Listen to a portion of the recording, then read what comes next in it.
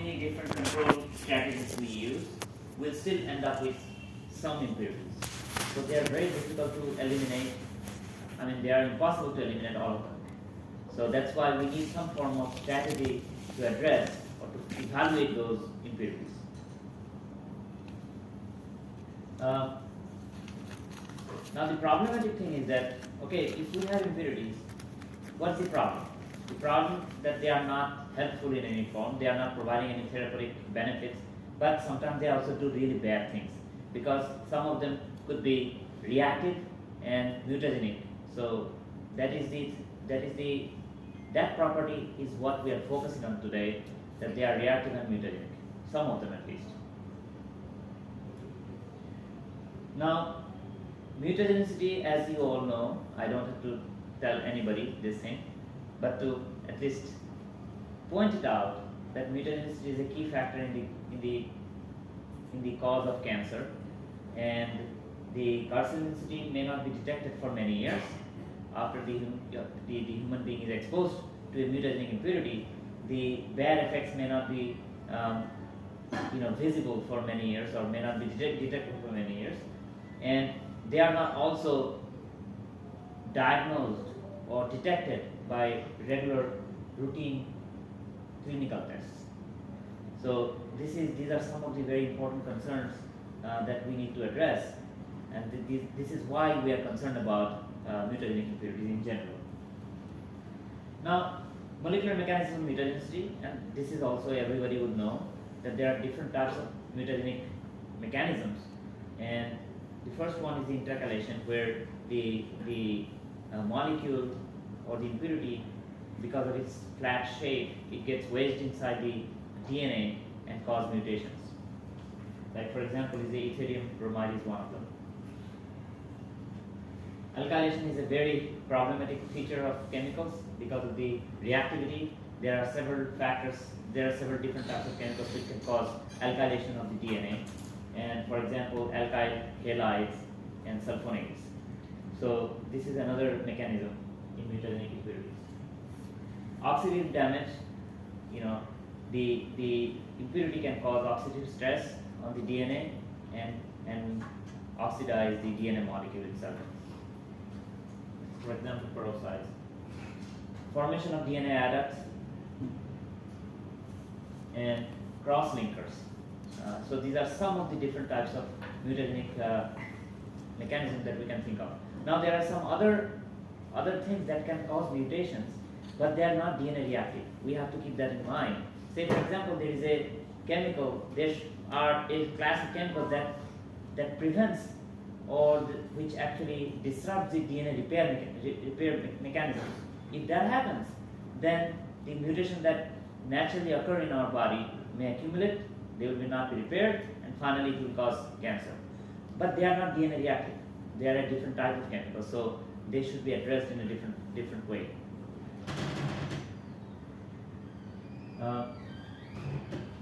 So many times we get this question that, if this chemical is genotoxic.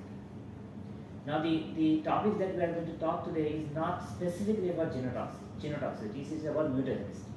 So genotoxicity and mutagenicity are one is a subset of another. So mutagenic compounds are those that react directly with the DNA and cause mutations, which is the disruption of the base sequence in the DNA. So those are mutations. So, but in the case of genotoxicity, it's a general problem. So anything that causes disruption in the genetic materials of our cells, those are called genotoxic. Say, for example, something disrupts the DNA repair mechanism, or something breaks the chromosomes, or things like that. So those are general genotoxic impurities or substances.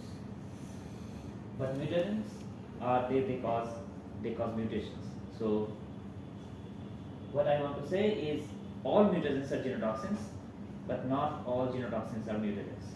So that we should keep in mind, because the important thing is that is a practical implication of this, because these are handled by different guidelines, and the implications are also different.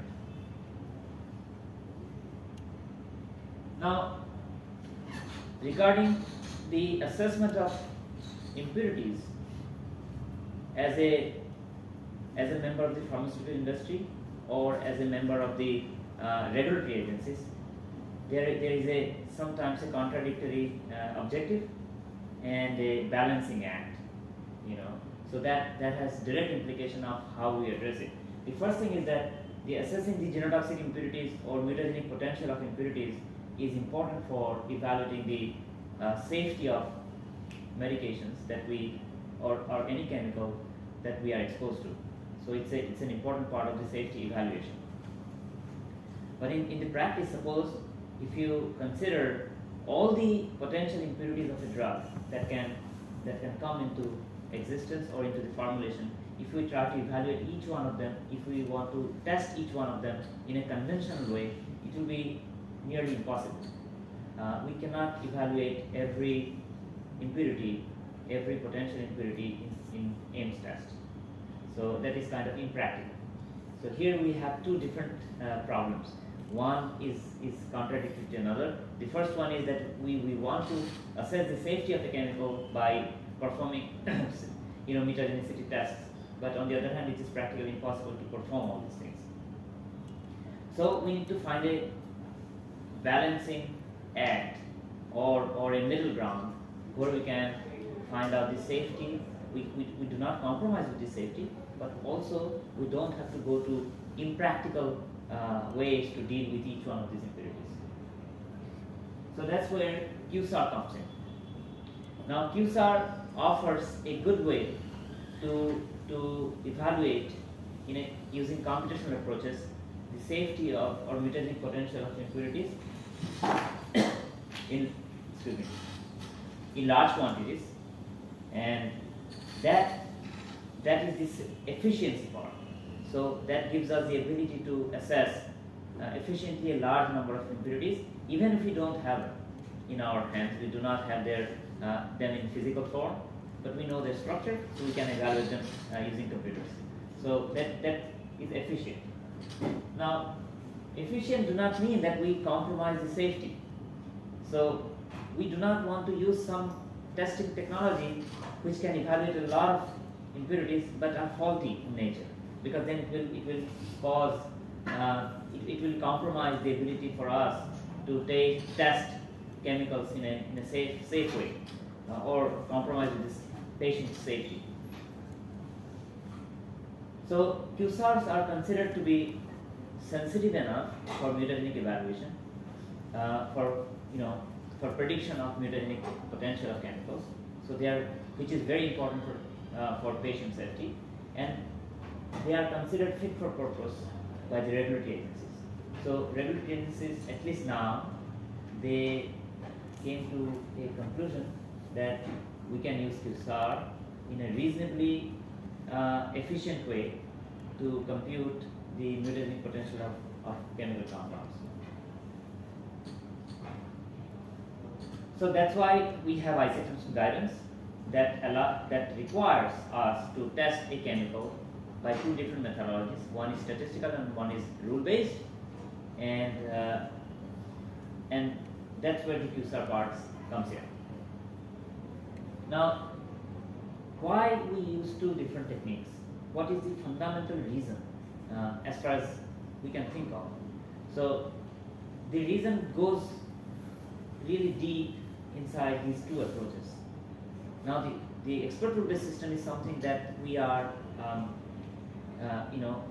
the toxicologists, the medicine chemists, or the pharmacologists, when we think about a mutagen, we can come up with some sort of rules.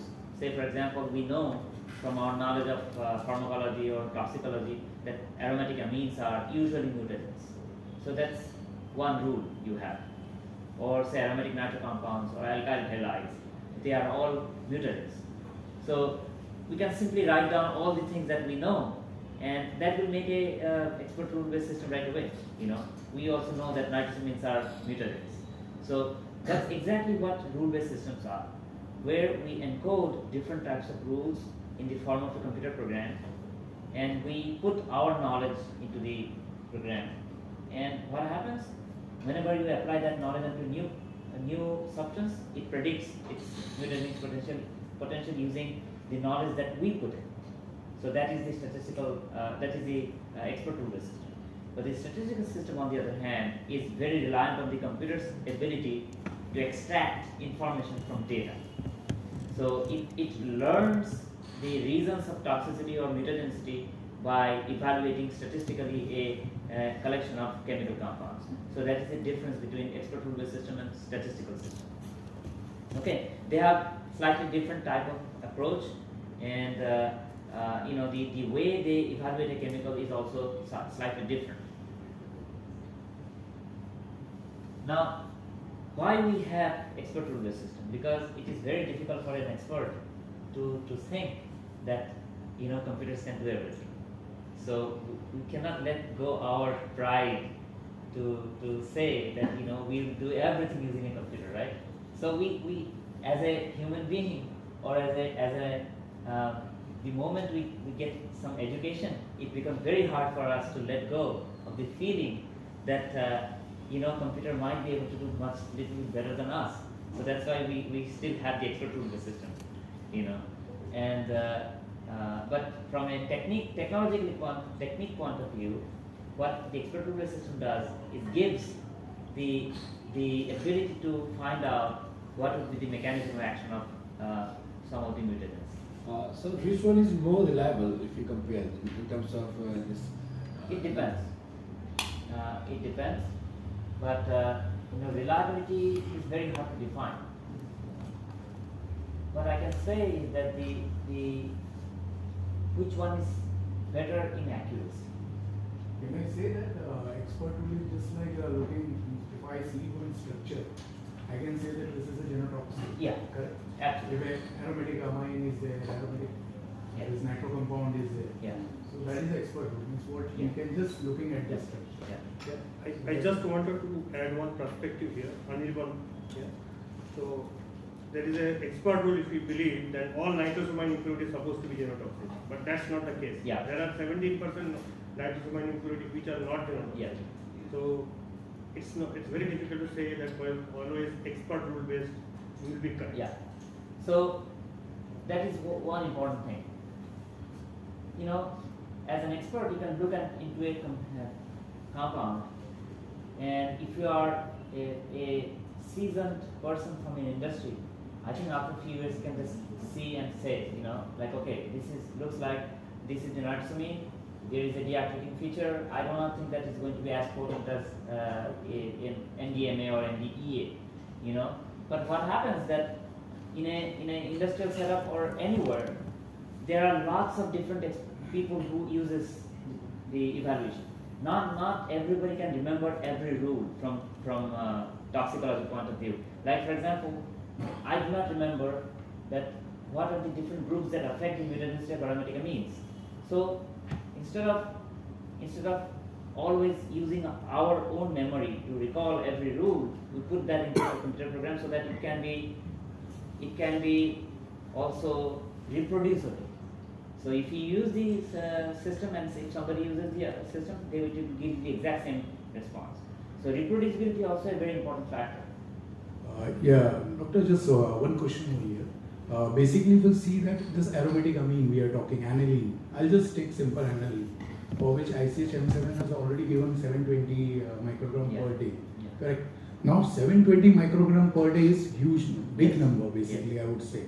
So, but still, if I put any compound having aniline with methyl group substituted at para position, ortho position, or at any other position, meta position, so this your model will say it's a genotoxic, but I have to follow a rule of 1.5 microgram per day, which is, if you see this number 1.5 microgram in comparison to 720 microgram, it's too smaller one basically. It's just a fraction, I would say. Right. So how to deal in this case? Then it's not a problem with my product. Definitely I have to go with that sensitive method I would develop, and that impurity would be not. But because of that, I have to, otherwise I would have gone to the HPLC. Yeah. I have to take LCMS or something, that sort of the instrument. In fact, if you see the industry today, now there, I would say that in industry lab, day will come when there would be the more number of the LCMS as compared to HPLC. Earlier we used to work on HPLC only. Because of this because we don't have to deal with such a lowercase, and we are just generalizing the thing. Yeah. So, is there any possibility to get that if any aromatic aniline is there and its derivative, so I can apply directly 720 micro, because I get the rejection from the agency. Yeah. They said this compound is not similar. Yeah. Though if I carry out the rat study, Yeah. it will show the similar value only. So this is a fundamental question. The answers, if I have understood your question properly, that aromatic amine represents the basic aromatic amine whole family, right? It's a representative of the whole aromatic amines. And the thing is that the potency of the aromatic amines mutagenicity varies greatly by the because of the substituents around it, you know. So the job that our software does is to tell you if there is a chance that this can be mutagenic or not, you know.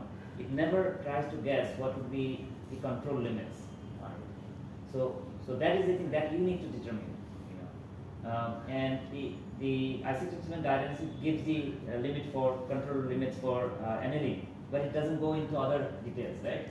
So that's where the software tells you, okay, if you put this electron withdrawing group at this position or electron donating group, what's going to happen? Is it going to increase the mutagenicity or decrease it? You know. So that's one of the things that I'm going to cover in the next things. You know. But keep in mind that our software is not very good, or actually, it's not suitable for predicting the control limits of compounds. It's only good for finding out what is the implication of this group in terms of if this compound is going to be mutagenic or not, you know. Okay. In this case, positional isomers also, some positional isomers, aromatic amines, some para, alpha or meta position. Some positional isomers are showing the GTI positive, and some positional isomers are the GTI negative. Yeah. It is the same functional means aromatic amine also. Yeah, it happens. So we cannot consider, means if we have the aim state negative for the para positions, Yeah. it may be ortho position shows the positive. Absolutely. Then how we can consider this? Means So that's what I'm going to show in my slides.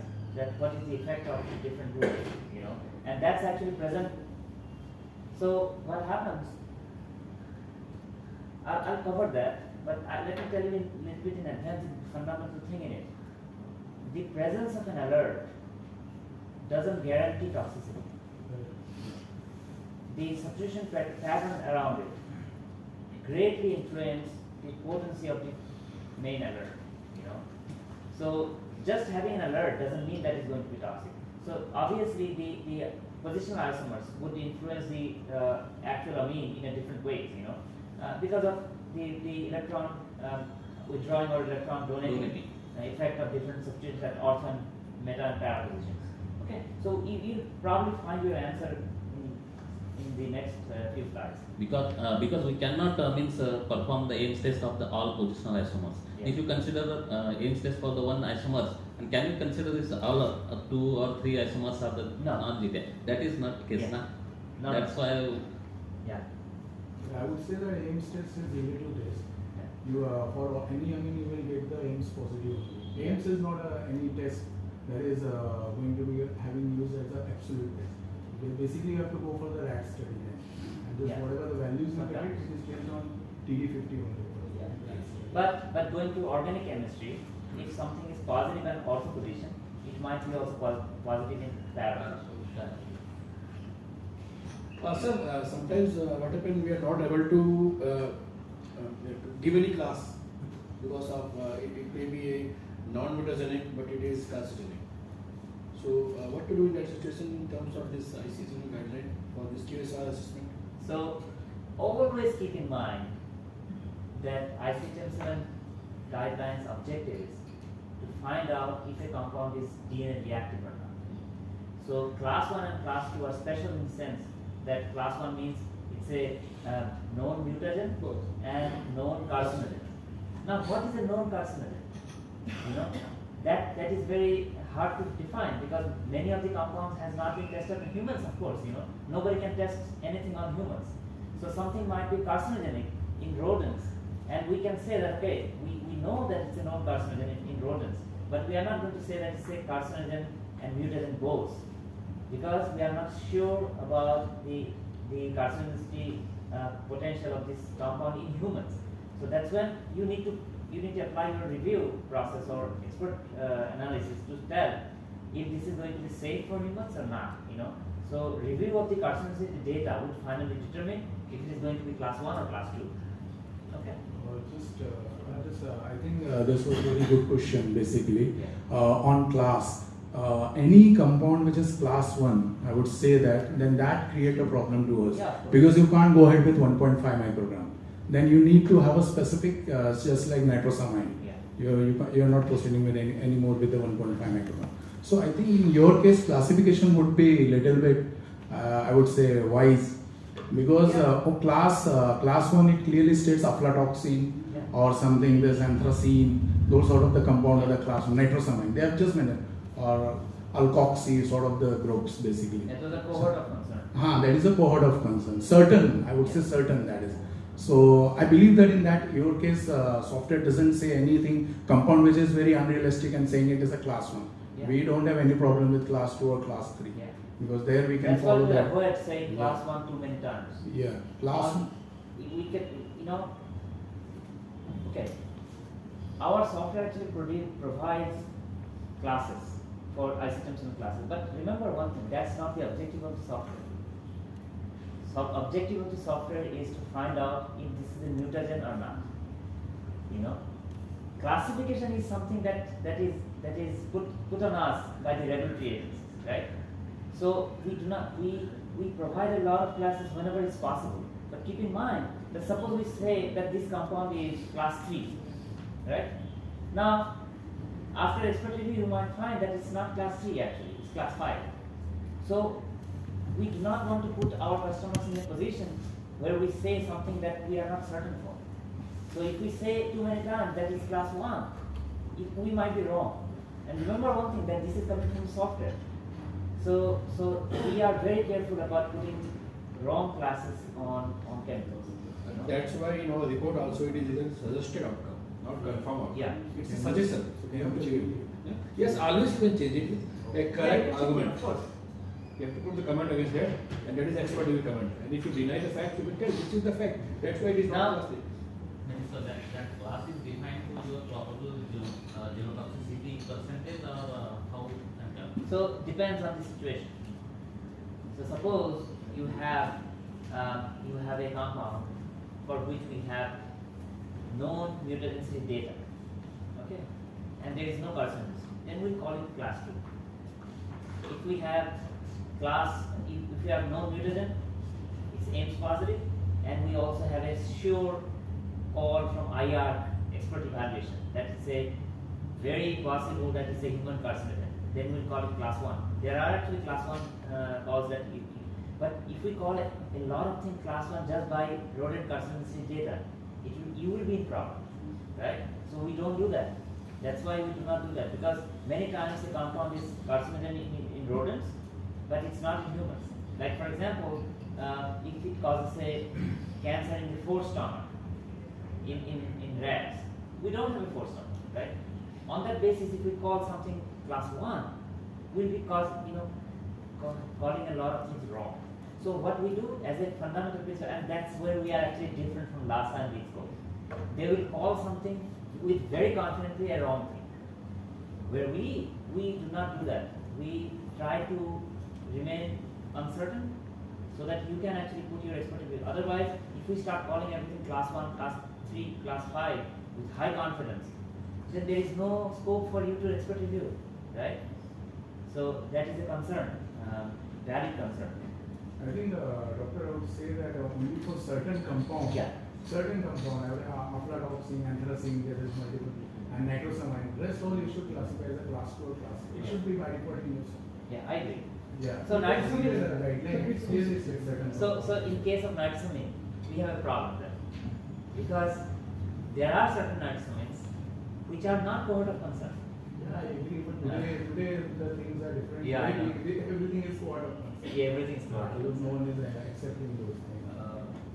Dr. Suma, to the point which Rahul was indicating, probably where we have a proven data, a proven mutagenicity, a proven mutagenic data, then it's wise to be classified as a class 1. Otherwise, as per the expert rule, everything would be class 3. Yeah. Because we don't have data, it will be class 3 as per ICHM. But I want to add to that point. Specifically, I had one question. Specifically with respect to software, while doing an evaluation, there are a few cases where your consolidator gives negative. However, your GTI remote gives inconclusive. Nowadays, FDA is becoming little skeptical in terms of when your GTI remote comes inconclusive. They are using, what I understand is that even multi-case is also approved by US FDA. They are parallelly using 2-3 other softwares. See, one thing I want to tell actually, no one is approved by US FDA. Yeah, they are using it. They are referring. They have RCA, research rules are given with them. Yeah. So, along with multi-case, they are also testing a particular moiety in different softwares, and when they see inconclusive or plausible, they are flagging it as GTIs nowadays. I appreciate that in multi-case you have a consolidated tool which gives you an outcome of negative. We have a practical scenario wherein even your software tells it as negative because of the inconclusive in BMUT, FDA is flagging it as GTI. Is there an argument or a logic where you can frame it, but this percentage of inconclusive, I can conclude it as... So let me tell you something. Yeah. FDA will not even look into consolidated negative profile. Yeah, absolutely. They will not do it. Yeah. Because they know the dangers. Yeah. What they will do though is to look into what are the things that are present into the consolidator as the analogs. Mhm. So that's what actually I'm going to cover. Like what I would like to tell you today, do not pay too much attention on the calls from the user methodologies. Like if it is inconclusive, if it is positive, if it is negative, it is there just for your guidance. After that, you have to really find out what is the actual call, by looking into the evidence that is present in consolidated, So that's what I'm going to cover. The reason is the QSAR call is actually based on the alerts, So we need to look into the alerts. So I'm going to cover that part. Your question is very good, and hopefully after looking into a few slides, you'll get a little better view of actually what should be done. Okay. So I don't think that I need to go through all these things. Statistical based and expert rule based. These are some of the features in these two different methodologies. Statistical based rules, not rules, but the statistical models are completely based on data. And these statistical systems are based on human knowledge. So this is the two different methodologies. Now this is the chart that you probably have seen many times. These are the classes that we are talking about today from the ICHM 7 guidance point of view.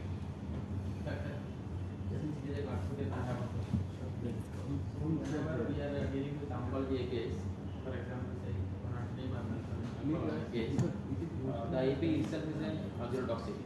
So that time, what is the approach from the regulatory point of view, and how we need to do the classification of impurity? So when if you go into the ICHM guidance, you will see that if the API is positive, ICHM guideline Guideline itself is not applicable. is applicable. However, there is something else. If you want to evaluate the safety of the impurities, then to see in the impurity, you see the API itself is positive. It's a mutagen. So in the impurity, if there is any structural alert, that is even more potent than the API itself.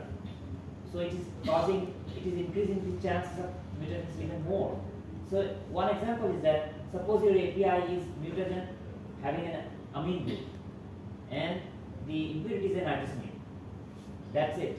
That means it's more toxic as compared to the API. So you have to deal with that in a different way. But if you can say that none of my impurities contain any groups that makes the impurity even more problematic, then you can go into in the regular route. But the positive mutagen APIs are not covered by ICHM guideline. Doctor, just I want to add on this thing. I think In this case, basically, suppose I'll take one oncology API, correct? In that case, suppose molecular weight is 500 something.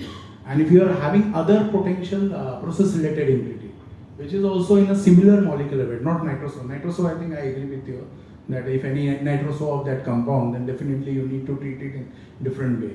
So for that compound, we can proceed with the class 4, which is it states that if you're same related or something, you can directly proceed in onco also as a class 4. But if any moiety is there, suppose smaller moiety, something small, such as I would say that any compound such as epichlorohydrin, you are using it, and you are saying I'm using epichlorohydrin, and that is well known genotoxic, and I want to, since compound oncology compound itself is having a potential carcinogen. So in that case, FDA won't accept that you proceed with as an ordinary. Yeah. This is what it's my basically way of thought. But in the definition of the class 4, it specifically says that you need to compare it with a Ames negative compound, reference compound. Either it should be a Ames negative API or it's a Ames negative related impurity. Otherwise, you cannot classify class 4. You have to classify it as a class 3 because the API or the impurity, reference impurity, see, that's what the class 4 is. Alerting structure, same alerting drug substance or compounds related to the drug substance. Process intermediates can also be applicable, which have been tested and are non-mutated. So your reference compound, that could be an API or it could be a process intermediate, but it has to be really should have been tested in Ames test and as Ames negative. Only then you can apply class 4 definition. You know, that's what we know from the guidance. If we see the guidance directly, it has to be class Ames negative, the reference compound. Okay, we have one more question back here and then we can continue. Just I want to request you guys, like, because we have lots of things to cover today, so we can keep Q&A sometime later also, so that many of our questions will be answered at So I just have only one question here. The previous one, that on class 1, that we have seen some of the compound itself what you have classically given example of core stomach cancer. Some of the API itself has shown to be in rats core stomach cancer, like rubeprazole. Any H2 blocker usually they create core stomach, so that is not relevant to humans, so we can ignore. But I have some other questions. Some of the compounds it's shown to be Ames negative. However, they're carcinogenic. If you search their database in CPDP, of course. CPDP, if you search some of the molecules, they have a TD50 values. So in that case of compounds, when there is a Ames negative or even chromosomal aberrations negative, but they have a TD50 value, it might be very high, very low. How you want us to, or what is your experience of classifying that molecules? Well, those are not regulated by ICM 7 guideline, so they have to be controlled differently. And I am not an expert in how they are the control strategies are, but those are non-mutagenic carcinogens. Benzene is one of the examples. You know, so I'm not sure what kind of guidance are applicable, but they are not controlled via ICM 7 because ICM 7 means DNA reactive. It has to be DNA reactive. Otherwise, ICM 7 is not applicable. You need to even CHMP guideline clearly points out that whatever mutagens but not carcinogens, M7 doesn't speak about. Yeah. Even the CHMP party ruled out it. Yes. And it should be treated as class 5. That's what CHMP recommends. Yes. But if you have a I mean, TD50 value, then it can calculate the acceptable value. Understandably, we have a TD50 value. Yeah. If you have a TD50 value, you can calculate the acceptable value. Yes. That is clearly stated. Yeah. So let me ask you, what is the reason why we treat the DNA reactive impurity so differently than everything else? You know, I think again, I'm not a regulatory expert, but from a science point of view, the problem is that if something is DNA reactive, its mutagenicity is not dose dependent. It just causes mutagenicity the moment your DNA is exposed to it. But if you have other things like non-mutagenic carcinogen, then the carcinogenicity depends on the dose. So then you have more effective control strategies, right? So you can apply other techniques, like I'm going to put the doses requirement in this area, or I'll have to give a black box warning, which prevents people from taking it for a long time, But DNA reactive means the moment you get a mutagen, mutagenic response, there is a chance of cancer. So that's the thing. Anyway, let's move on. So this is one of the most important slides from my point of view that I would like to explain in a bit, and that would answer some of the questions. So everybody in the world will tell you that if you test your molecule against two methodologies, and if you get negative, you can classify it class 5. And this is wrong because of one thing. Because the ICD-10 guidelines do not talk about negative outcome from the software.